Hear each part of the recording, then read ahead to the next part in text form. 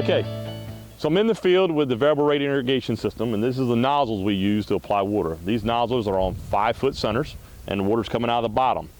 Each of these tips apply a different amount of water because as the system goes around, it's in a circle. The last nozzles have to be apply more water because they're covering a longer area, the whole pi r squared piece. So these tips, each one has a different size orifice to account for that. And in this research machine, we're going a step farther in controlling each of these nozzles with a variable rate system. So the variable rate system comprised of a GPS box at the end of the machine, so we know where the last part of the machine is. And then as a result, because we know where the beginning is, we know where each individual tower is or each individual sprinkler is in the field.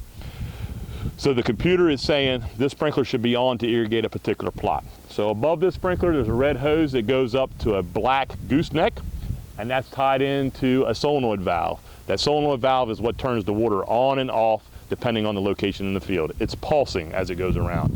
So as you've looked at this system driving by, you may see half the system completely off and other half of the system having all the nozzles pulsing 50% of the time. You may see the whole machine off, or you may see the whole machine on, depending on what treatment's being applied that day.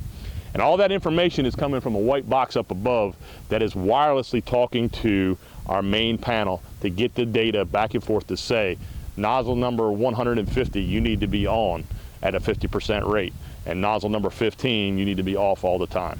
And this allows us to apply different irrigation rates to various locations in the field.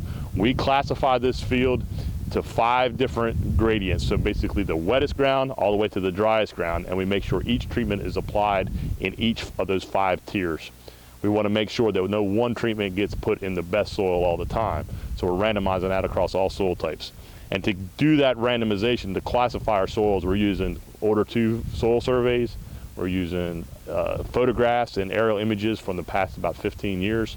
We're using electrical conductivity mapping, we're using historical yield mapping, we're using topography to determine our soil type.